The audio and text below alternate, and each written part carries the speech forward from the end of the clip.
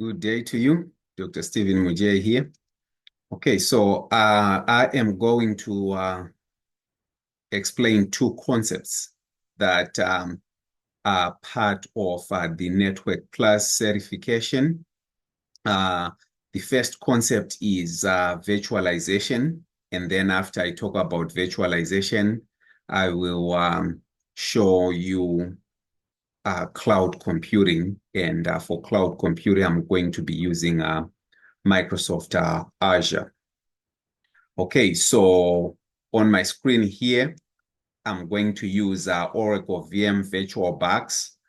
That's the hypervisor that I'm going to be using. And there are different hypervisors, VMware, Hyper-V by Microsoft, and then this Oracle VM VirtualBox. So that's the hypervisor that I'm going to use. And this is a type 2 hypervisor, uh, meaning that it's installed on the operating system. Um, okay, so I have different machines that I have installed within Oracle VM VirtualBox. So what I am going to do is I am going to create a new machine. And so as you can see, I went to click, I clicked new, and then I'm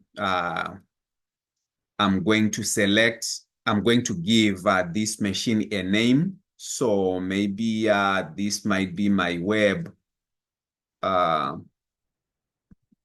server. And then you can see the folder where the virtual machine is going to be housed. And then I'm going to click where it says ISO image. I already have some ISO image downloaded, but you can go to Microsoft website and get some ISO images that you can use, or you can go to Ubuntu. I know Ubuntu has some free ISO images.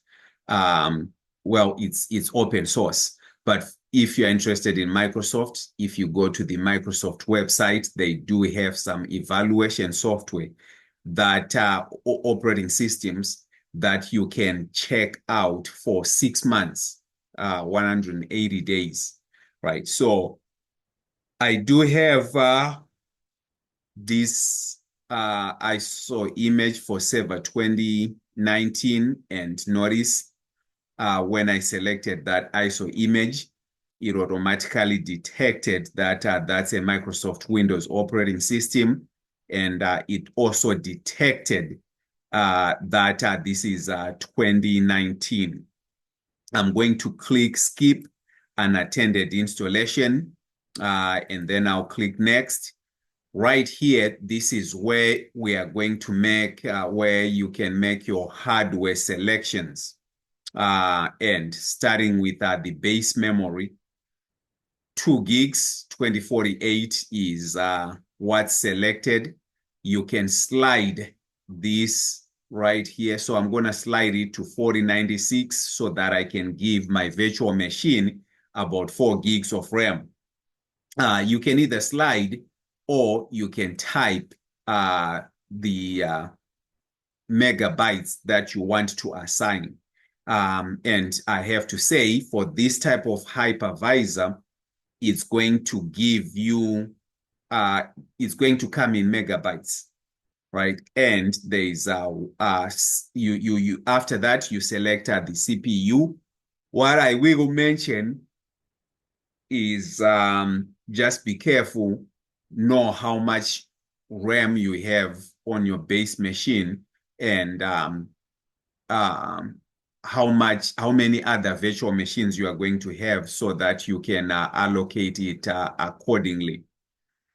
For this hypervisor, notice how it can support up to 8 CPUs, but I'm just going to go with the option of one machine that you can see there. And then click next. This is the hard disk, 50 gigs. That's the default, which is selected. You can increase it, you can decrease it, but 50 gigabytes sounds like good for what I need to do. And notice how it can go up to 2 terabytes. So again, you can slide it to increase, decrease, or you can simply come here and select the gigabytes that you want. And for the hard disk, unlike memory, this comes in gigabytes. So I'll click next. And then after that, it's going to give me a summary of the hardware components that I'm using, right? So you can see the name, obviously the operating system, the RAM that I selected, the hard disk.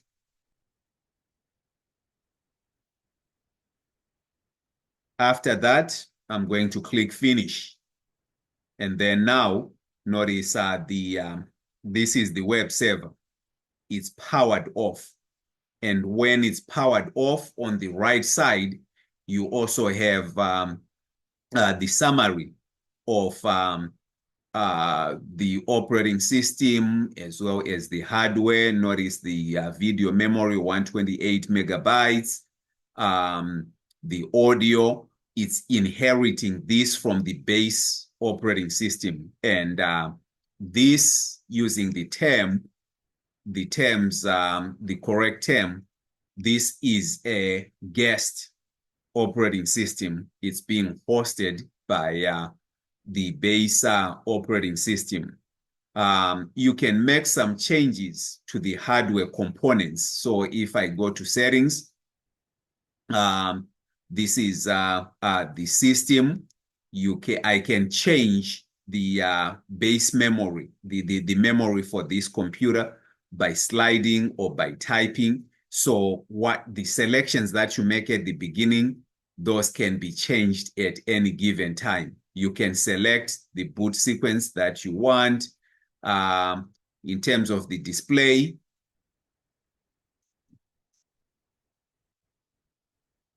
these are the options that we have for the video memory. Remember that 128 megabytes, storage, audio, and then network. These are the network adapters. Oracle VM VirtualBox supports up to 4 network adapters, right? So, but only one is enabled. If I click this, you can enable it, and I can go with a bridged adapter. I can enable another one, and then this can be host only adapter so that it can only talk with the guest operating system, with the host operating system, right? So now 3 adapters have been selected. I'll hit OK. Right, so after that, I'm going to double click it so that I can power it on, or I could have clicked start. Either way, that will work. Now that web server is starting, and for this one, that's actually the installation process, since this has not been installed yet. And as you can see, it's loading the files. If you haven't installed an operating system, this would be the process right here. The only thing is I'm installing it in a virtual environment. So I'll click next, and then install. You could see that that was the server 2019. Right, so now setup is starting the process of installing this operating system, right? So, and now it's asking for a product key. I'm going to enter my product key here.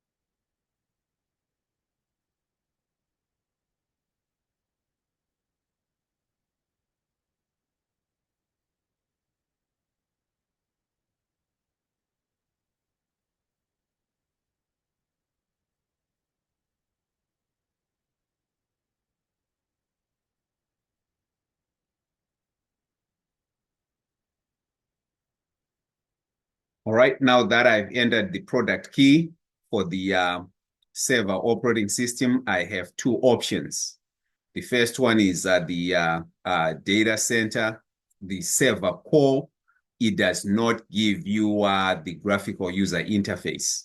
And then, so everything you would be using at the command prompt. The second option is the desktop experience with the graphical user interface. That's what I'm going to select. And then I'll hit next, because accept custom installation. Since I'm not upgrading, you can see the 50 gigs of hard drive that I had selected earlier. And then now I'll click next. It's still collecting some information. And then after that, the installation process is beginning. It will take a few minutes, less than 10 minutes in all. So I'll let it go through this process.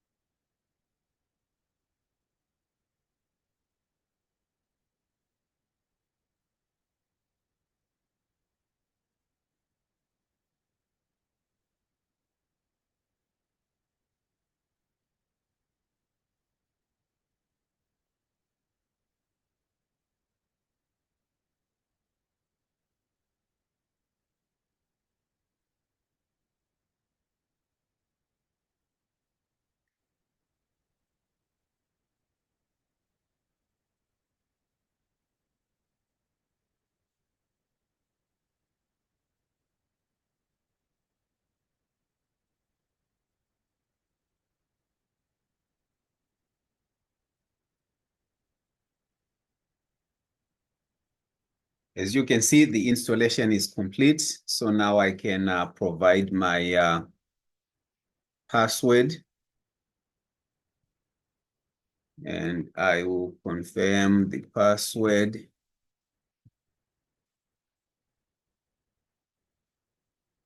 And then it's initializing, it's finalizing, I should say, the installation. And then in a little bit, the web server should be up and running. Okay, so there you have it in terms of virtualization. And in this case, I am using Oracle VirtualBox, which is type 2 hypervisor. Okay. Now, having said that, having done this, I am going to talk about the second concept, which is cloud computing, and I am going to be using Microsoft Azure. So this is the portal that I'm going to be using for this demonstration, Microsoft Azure. And I am going to actually do the same thing, create a virtual machine. But maybe before I do that, let me go to create, and I am going to create a virtual network. And then after I create the virtual network, I am going to bring in a virtual machine.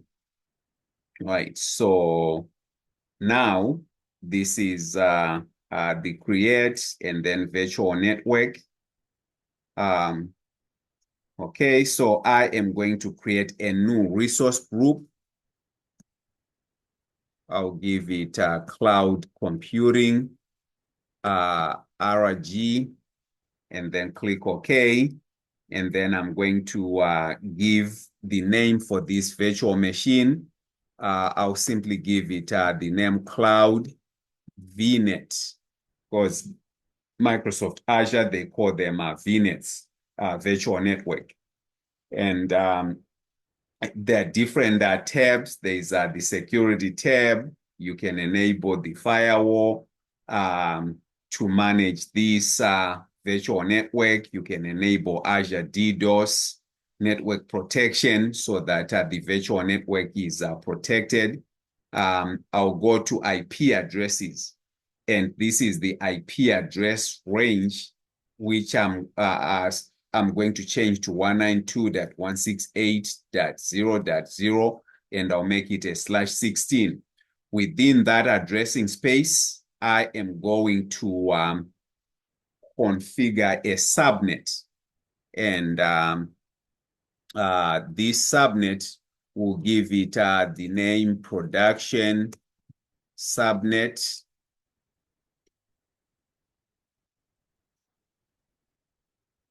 And for this production subnet, I can specify the starting IP address. So I may want it to be to start at 192.168.1.0. And you can see this is a /64. I'll save that. Now you can see I have my subnet right here. And then after that, I'm going to click create. So it's creating that. Actually, it was reviewing before creating the virtual network, including that one subnet. And then I'll go ahead and click create. Now it's creating the subnet, because I didn't talk about the region. It's located in the Australia East. You can always change that so that it matches the region that you are in. It's the deployment of the virtual network is in progress. And while that is in progress, I'll go to all services within Microsoft Azure. And these are the different services that are available within the Microsoft Azure. AI, machine learning. These are the categories that exist. Azure AI Video Indexer, and then there is the compute. I think this is the widely used. Under the compute with cloud computing, there is infrastructure as a service, and these are the options that you have. You can see there is virtual machine. That's the one I'm going to be using in a little bit. Azure Virtual Desktop, and then under the platform as a service, we have app services. Azure VMware Solution, Azure Spring Apps, and then there is the serverless and microservices where we have these containers, Kubernetes, right? So that's the compute, but I think the most popular under the compute is going to be the virtual machine. The other category that is of interest is the networking. Under the networking category, you can do DNS zones. You can bring in network managers. The virtual networks, the one that I just created, that's under networking. We can bring in public IP addresses. We can do route tables, network interfaces. All that stuff is under the networking. And of course, under the network security, we have web application firewalls. We have firewall manager, network security groups. We can configure firewalls, DDoS protection plans. So many options that we have. And then there is also the storage category, which can allow us to manage our storage capabilities. Having said that, I'm going to go ahead and click where it says virtual machine, and then I'll click create Azure virtual machine. And for this one, I am going to give it the name VM1. And of course, the resource group, I'm going to put it into the cloud computing resource group that I created earlier. You can see the region is Australia East. Within the Australia East, there are different zones. Zone 1, Zone 2, Zone 3. So I'll go with the first zone, and it's selected. Windows Server 2019 data center is selected. So that's the one I'm going to go with. But there are different options of operating system. If you want Windows 10, Windows Server 22, Ubuntu, other version, Red Hat, other versions of Windows. You can also see more images that you can use to install your operating system, right? So now this is kind of a combination of cloud computing and virtualization, because now we're creating those virtual machines following the same concept. I'm going to select one virtual CPU and 3.5 gigs. That's going to be $102.20 per month. If I click that arrow, you can see if I want more options like 16 gigs, that's going to cost more. For virtual CPUs and 16 gigs of RAM, $316.82 a month. So the more resources you want, the more expensive it's going to be. This one is free eligible, but it's 1 gig. It's not going to allow you to do anything. So I'm going to provide my username and password. If you notice, this process is kind of similar to what I was doing with virtualization, but now I am doing it within the cloud, within Microsoft Azure. Inbound ports, I can select other protocols, HTTP, but remote desktop is selected by default. Then I'll go under the networking. I created a subnet earlier right? So now notice this virtual machine is going to be put into the production subnet um, under the VNet, cloud VNet that I created earlier. Uh, so it will also receive a public IP address that I can be used to access it. I'll click review and create. Hopefully the validation should go well.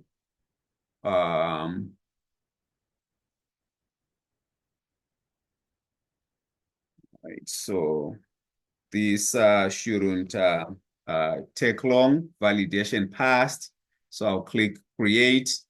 Now it's creating that virtual machine, and we should see a screen showing that deployment in progress, right? So that should come up shortly here. Now our deployment is in progress. We'll give it about a minute or so to complete the deployment.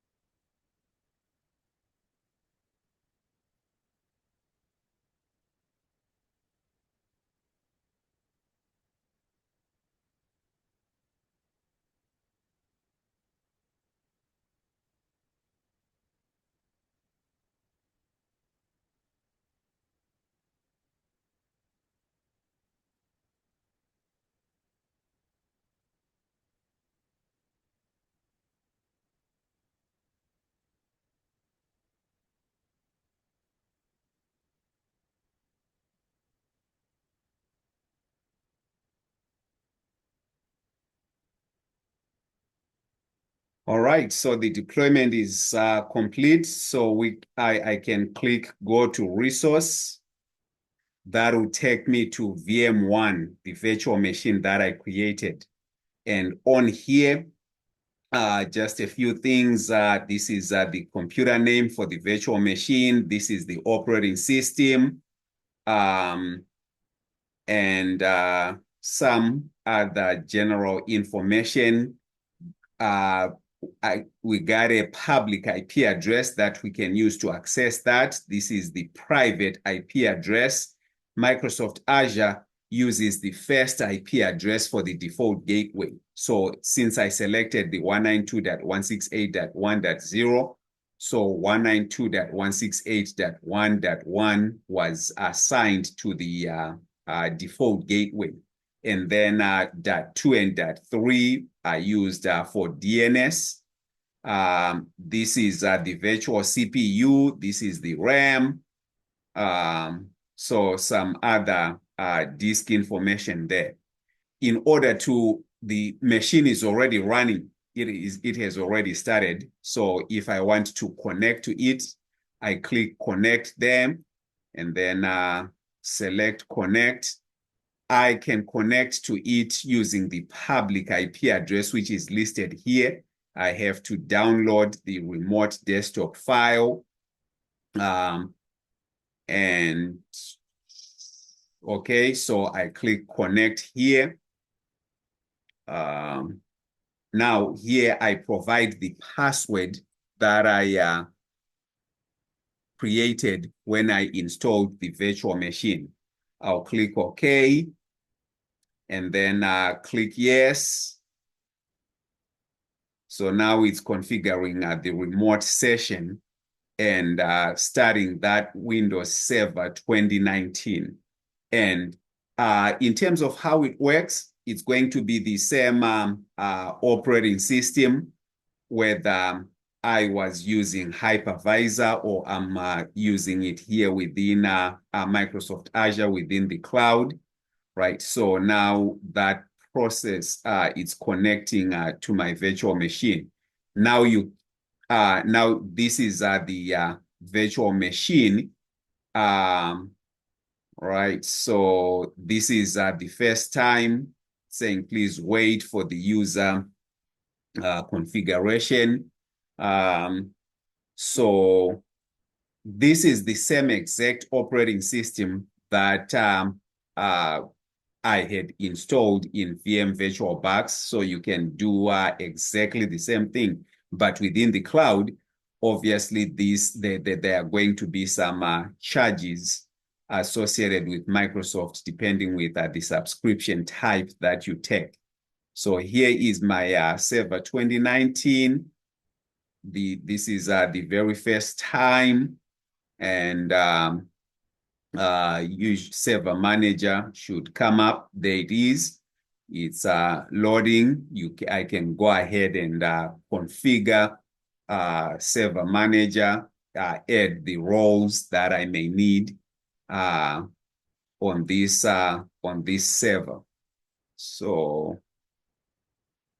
that should be it for this recording. Hopefully you have a better understanding of virtualization as well as cloud computing. There is a lot more that you can do on the cloud. In this demonstration, in this video, I just showed you how you can create virtual networks as well as add some virtual machines. And as always, please feel free to contact me if you have any questions. Remember to like and subscribe so that each time I have new labs, new content, you can be alerted. That would be all for now. Thank you for watching.